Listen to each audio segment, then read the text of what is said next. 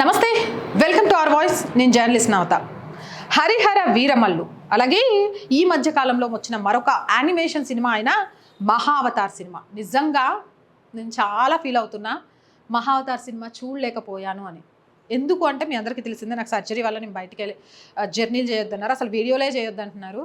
కానీ చేస్తున్నా. దానివల్ల నేను రోజుకొక హెల్త్ ఇష్యూ ఫేస్ చేస్తున్నా చేయడం వల్ల. కాకుంటే చెప్పాక నేను మాట్లాడకుండా ఉండలేను, ఛానల్కి దూరంగా అస్సలు ఉండలేను, అందుకే చేస్తున్నా. అలాగే ఇలాంటి సినిమా చూడకుండా కూడా ఉండలేను, ఏదో ఒకటి చేసి చూసేస్తా. ఎందుకు చెప్తున్నాను అంటే వీటికి సంబంధించి కొన్ని కమ్మీలు చాలా తప్పుగా ప్రచారం చేస్తున్నాయి. కానీ ఇలాంటి సినిమాల అవసరం ఇప్పుడు చాలా చాలా ఉంది. యానిమేషన్ సినిమా అయినా కూడా చిన్నవాళ్ళు పెద్దవాళ్ళు అనే తేడా లేకుండా ఉగ్ర నరసింహావతారం గురించి తెలుసుకుంటూ మంత్రముగ్ధులైపోతున్నారు. దీనికి సంబంధించి దిద్దం వాళ్ళు ఇది ఎక్కడిదో తెలియదు, ఏ థియేటర్దో తెలియదు, లేకపోతే ఏదైనా న్యూస్ ఛానల్ వాళ్ళు ప్లే చేసిందా ఏది అనేది తెలియదు, కానీ ఎంత ఫిదా అయిపోతున్నారు. ఆ థియేటర్లోకి వాళ్ళు చెప్పులు కూడా వేసుకెళ్ళట్లేదట, థియేటర్ బయట చెప్పులు ఇప్పి లోపలికి వెళ్ళి ఆ సినిమా చూస్తున్నారట. ఒకసారి ఆ వీడియో చూడండి, చూసిన తర్వాత మనం మాట్లాడుకుందాం.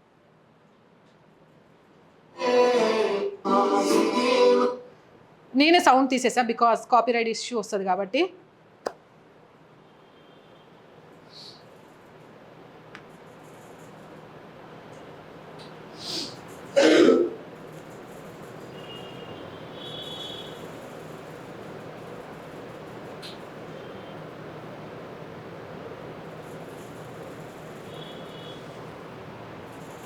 చూసారు కదా, నరసింహస్వామి యొక్క ఉగ్ర రూపాన్ని, నరసింహస్వామి యొక్క అవతారాన్ని, ఆయన గర్జనను చూసి పరవశించిపోతున్నారు.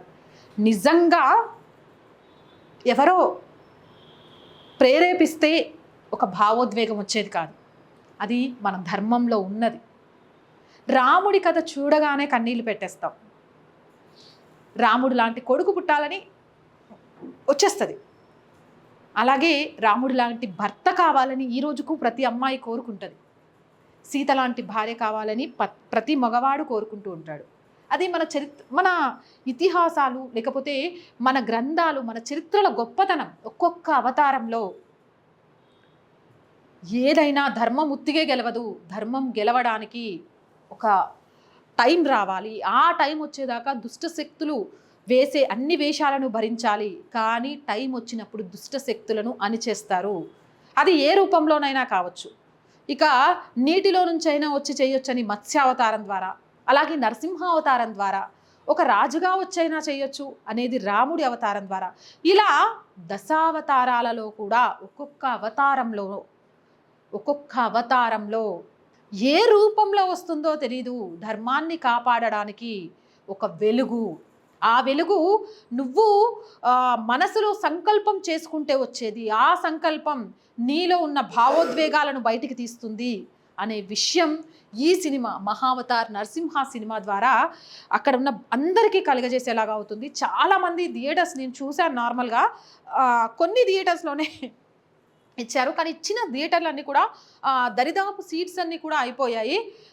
అంటే పెద్ద ప్రమోషన్స్ లేవు వీటికి, అయినా కూడా భక్తి పారవశ్యం, నమ్మకం, చూస్తుంటే మనలో కలిగే ఉత్తేజం ప్రతి ఒక్కరిని థియేటర్ వైపు లాక్కెళ్తోంది. ఈ సాటర్డే సండే పిల్లల్ని ఎక్కడికి తీసుకెళ్లాలా అని ఆలోచిస్తున్నారా? ఖచ్చితంగా మహావతార్ నరసింహ సినిమాకి తీసుకెళ్ళండి. మనకు ఎలాగో మన చరిత్ర తెలియదు, గుడికి తీసుకెళ్ళి అమ్మ నరసింహావతారంలో ఎందుకు వచ్చారమ్మా, ఆయన మనిషికే రావచ్చు కదా అంటే ఈరోజు చాలామంది పేరెంట్స్కి తెలియదు. కాబట్టి ఇది ఒక మంచి అవకాశం. ఆ అవకాశాన్ని సద్వినియోగం చేసుకోండి. మన చరిత్రను, మన సంస్కృతిని, మన దైవం యొక్క గొప్పతనాన్ని మన పిల్లలకు తెలియచేయకపోతే రేపు పరాయి మతాలలో మన పిల్లలు కన్వర్ట్ అవ్వడానికి అవకాశం ఉంటుంది. అది మనమెవరు అనే మనుగడకి ప్రశ్నార్థకాన్ని చేస్తుంది. కాబట్టి అలాంటివి రాకుండా ఉండాలి అంటే చరిత్రను తెలుసుకోవడానికి, సంస్కృతిని తెలుసుకోవడానికి మీరు ఎలాగో ప్రయత్నం చేయలేదు. ఈ తరానికి అలాంటి ఒక అవకాశం వచ్చింది. మారుతున్న కాలానుగుణంగా సినిమాల రూపంలో చెప్పిన దానికంటే చూసింది మన మీద ఎక్కువ ప్రభావం చూపిస్తుంది. కాబట్టి ఖచ్చితంగా మహావతార్ నరసింహ సినిమాకి పిల్లల్ని తీసుకెళ్ళండి. ఇది నా రిక్వెస్ట్ అనుకోండి, హెచ్చరిక అనుకోండి, ఇంకొకటి అనుకోండి. మంచిని నలుగురం ముందుకు నడిపించాలి, చెడును ఆదిలోనే అంతం చేయాలి. ఆ మధ్యకాలంలో చాలా సినిమాలు వచ్చినాయి, అలాంటి సినిమాలు పిల్లలకు చూపించాల్సిన అవసరం కూడా లేదు. అయినా కూడా ఆ సినిమాలు హౌస్ఫుల్ చేసి పెట్టిన డబ్బుల కంటే 4 గింతలు రావడానికి కారణమయ్యారు. ముఖ్యంగా తెలుగు ప్రజలు సినీ ప్రియులు అని చెప్తూ ఉంటారు. అందుకే ఏ భాష సినిమా అయినా ఇక్కడ రిలీజ్ అయ్యి సూపర్ సక్సెస్ అయిన సందర్భాలు ఉన్నాయి. అలాంటిది మన చరిత్రను సంస్కృతిని తెలియజేయడానికి హరిహర వీరమల్లు కానివ్వండి, లేకపోతే మహావతార్ నరసింహ లాంటి సినిమాలు కానివ్వండి వస్తున్నాయి. వాటిని ఇంకా సూపర్ సక్సెస్ చేయాల్సిన బాధ్యత మనందరి మీదే ఉంది. మరి ఖచ్చితంగా ఈ సినిమాకి వెళ్తారు కదా. ఇప్పటికీ ఈ సినిమా చూసిన వాళ్ళు ఎవరైనా ఉంటే కామెంట్ సెక్షన్లో తెలియజేయండి మీకు అనిపించిన అనుభూతి ఏంటి అని. చూడని వాళ్ళు టికెట్స్ బుక్ చేసుకున్నారా లేదా అనేది కూడా కామెంట్ సెక్షన్లో పెట్టేసేయండి. ఖచ్చితంగా నేను కూడా ఈ సినిమా చూడడానికి ప్రయత్నం చేస్తాను. చూస్తే మాత్రం ఖచ్చితంగా ఆ సినిమాకి సంబంధించిన ఒక రివ్యూ చేస్తాను. సో ఇలాంటి మంచి మంచి వీడియోలు చూడటం ఎలా అనుకుంటున్నారా? ఆర్ వాయిస్ ఛానల్ వెంటనే సబ్స్క్రైబ్ చేస్తే అది ఇట్టే జరిగిపోతుంది. బెల్ ఐకాన్ క్లిక్ చేయడం ద్వారా మోర్ వీడియోస్ కోసం ప్లీజ్ సబ్స్క్రైబ్ అవర్ ఛానల్. చాలా మంది వీడియోస్ చూస్తున్నారు బట్ సబ్స్క్రైబ్ చేయడం మర్చిపోతున్నారు. So please subscribe our channel. Content బాగుంది అనిపిస్తే లైక్ చేయండి, షేర్ చేయండి. ఆర్థికంగా ఆర్ వాయిస్కి చేయితను అందించండి. ఆర్థికంగా సపోర్ట్ చేయాలి అంటే సబ్స్క్రిప్షన్ పక్కనే జాయిన్ అనే బటన్ ఉంది.